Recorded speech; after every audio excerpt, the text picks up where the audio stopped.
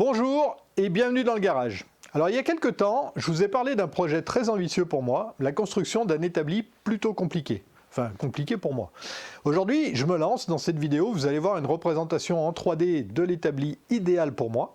Mais avant, je vais vous expliquer les choix que j'ai faits pour le concevoir. Et oui, parce qu'il y a des choix à faire quand on veut faire un établi ou quand on veut le choisir. Parce qu'il en existe autant de modèles qu'il existe de métiers nécessitant cet outil. Et oui, parce qu'un établi, avant d'être un meuble pratique, c'est d'abord un outil. Et d'ailleurs, ce n'est pas toujours un meuble. Regardez celui-ci, ou encore celui-ci, ou même celui-là. Tout ça, c'est des établis. Un établi, à mon sens, c'est le cœur d'un atelier. Et c'est peut-être aussi une grande partie de son âme. C'est le premier outil du bricoleur. On peut s'en passer, mais tout est plus compliqué sans lui, et quand on en a un, on se demande comment on faisait avant.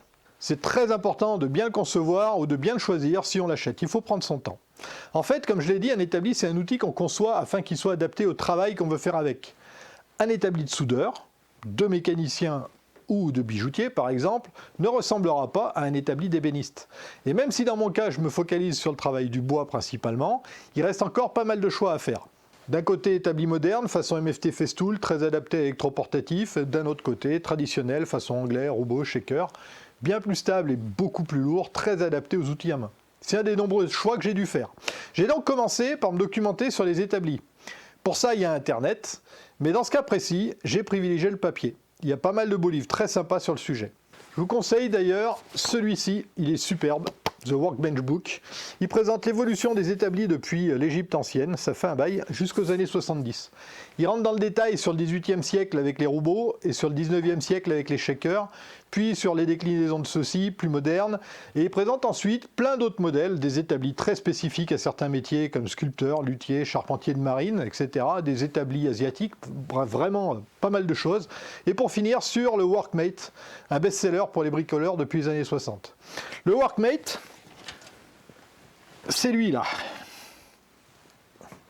Il parle aussi des systèmes de serrage, c'est essentiel ça bien sûr. Bref, 240 pages de texte, 275 photos, schémas et même des plans.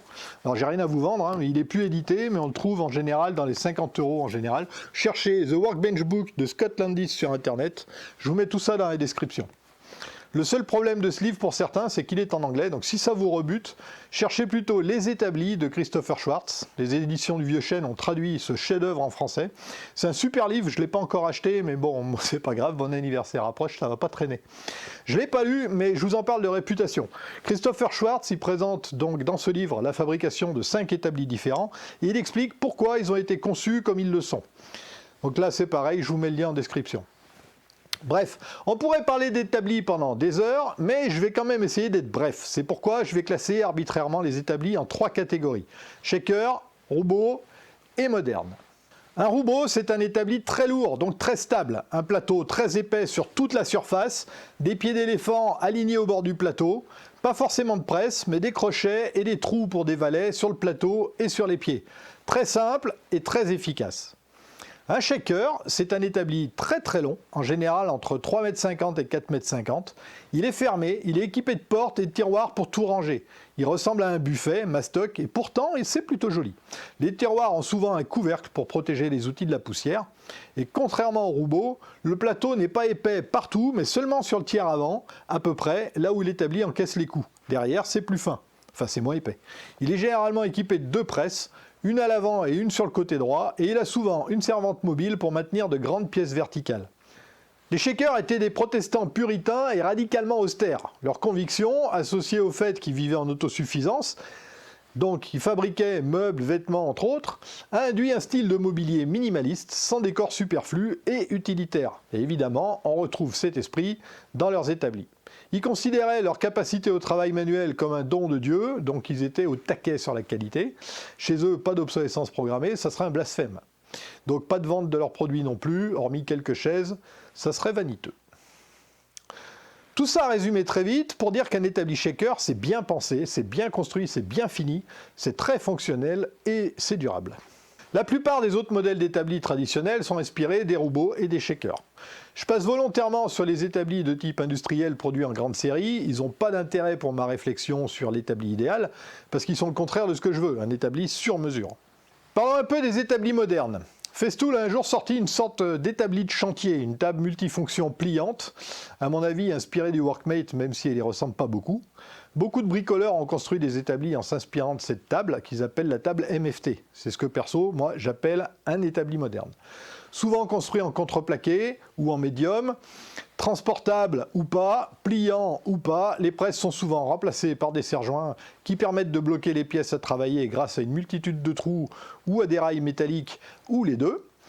Donc à mon avis, ces établis ne sont pas opposés aux établis traditionnels, au contraire, leur conception est issue d'une réflexion qui est complètement différente et je trouve que leurs avantages sont complémentaires aux avantages des établis traditionnels. C'est pour ça que pour ma part, je suis parti sur un modèle hybride qui fusionne tout ce qui me paraît intéressant dans chacun des types d'établis, shaker, roubo et moderne. Une fois mes recherches terminées, j'ai fait la liste de ce que je voulais pour mon établi et de ce que je peux faire aussi, parce qu'il y a parfois des contraintes. Commençons par l'emplacement. L'établi sera ici, dans ce sens. C'est pour ça qu'il y a ce panneau de liège ici, et c'est pour ça que ces prises sont là. Elles seront juste au-dessus de l'établi. L'emplacement permet de déterminer les dimensions. Et justement, parlons-en des dimensions. Un établi, plus c'est gros, plus c'est stable. Mais mon garage n'est pas extensible. Je voulais faire un établi de 3 mètres de long dans ce sens, il en fera 2,50 m, sinon la voiture ne rentrera plus. Il fera 90 cm de haut.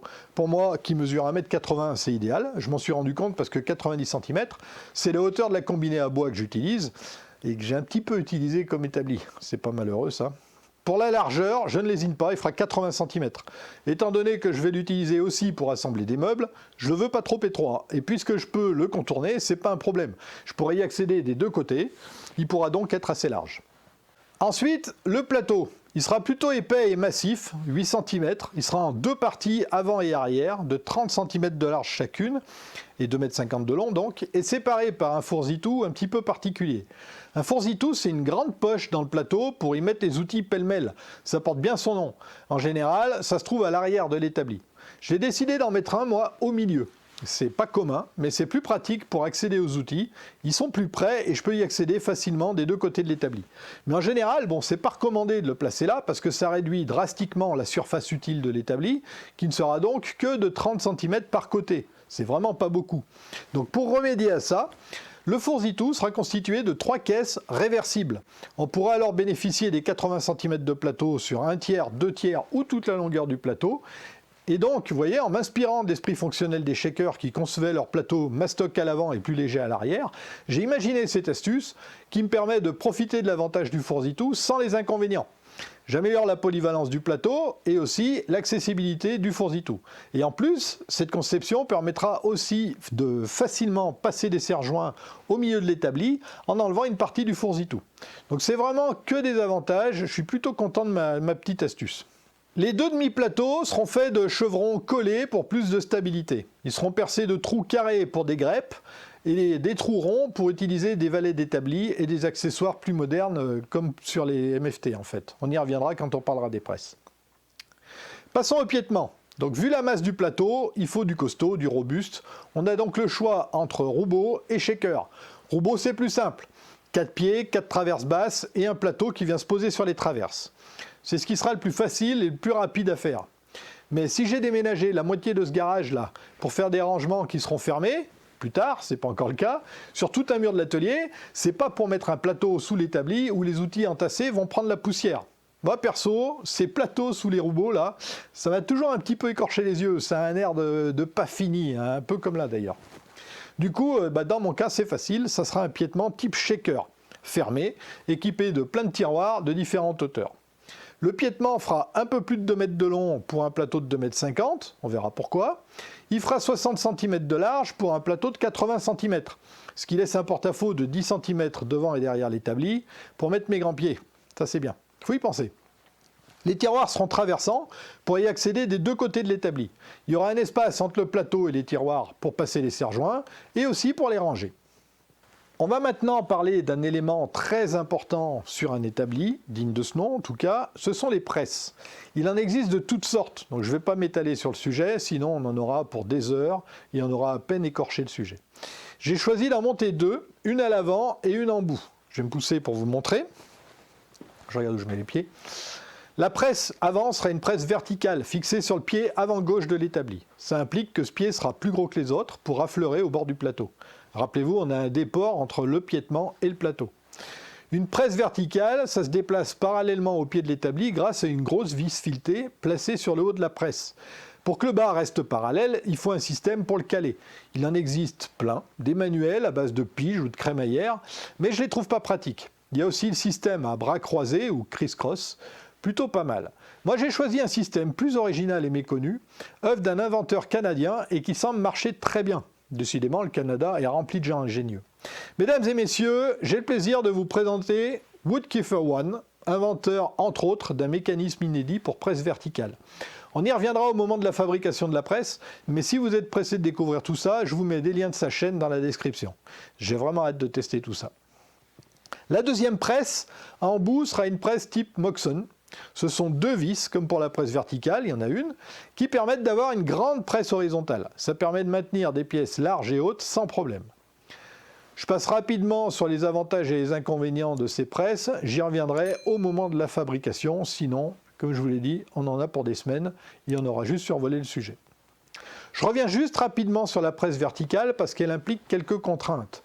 En plus du pied qui la supporte, dont j'ai déjà parlé, qui doit être plus gros, la presse empêche l'installation de tiroirs en haut et à gauche de l'établi. Il faudrait ouvrir la presse au maximum pour ouvrir le tiroir ou se limiter à l'ouvrir depuis l'arrière de l'établi. En deux mots, bof, non. À la place, j'ai choisi de mettre un petit rangement avec une porte. Voilà, donc j'ai cogité à peu près 1 an ou 2 avant de m'arrêter définitivement sur ces choix. Pour rien vous cacher, je me suis finalement pas mal inspiré de l'établi de Samuel Mamias, car il a fait des choix similaires aux miens globalement. Ce ne sont pas exactement les mêmes choix, mais lui aussi s'est inspiré d'un shaker, mais pas seulement. Son shaker, il a fusionné avec des établis anglais pour la partie de gauche, inclinée, et allemand ou parisien pour la presse à droite.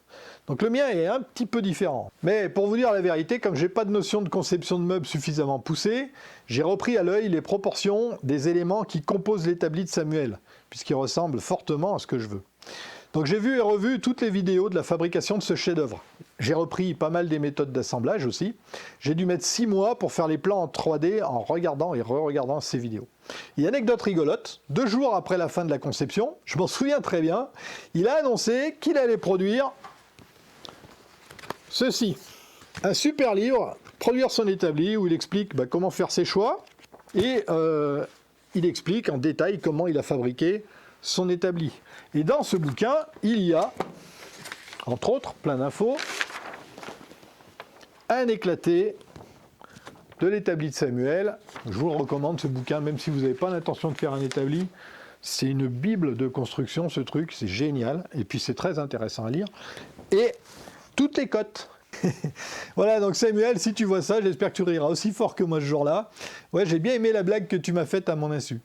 Évidemment, j'ai acheté le livre et j'ai été surpris de voir que j'ai plutôt un bon œil, mes cotes et celles de ce plan étaient globalement les mêmes. Du coup, j'en ai profité pour ajouter une servante à mon établi pour profiter du porte-à-faux entre le plateau et la structure. Voilà, donc c'était le fruit de plusieurs années de réflexion et de conception de mon établi, rapporté en quelques dizaines de minutes, et encore, c'était la partie facile. Maintenant, il va falloir concrétiser tout ça. Ça va être éprouvant, il y a plein de choses que j'ai jamais faites, plein de choses que je ne sais même pas comment je vais faire, mais quelque part, tant mieux. Ça va être très formateur, et puis ça va me changer du bois de palette et du bois de coffrage. Ah oui, je ne l'ai pas dit ça, l'établi, je vais le faire en hêtre. Donc tout ça, vous le verrez dans les prochains épisodes, hein, vous savez de quoi je vais parler prochainement, donc abonnez-vous pour rien rater si ce n'est pas déjà fait, et n'oubliez pas la petite cloche. Sur ce, je vous souhaite de bons bricolages, et je vous dis à la prochaine dans le garage. Allez, salut!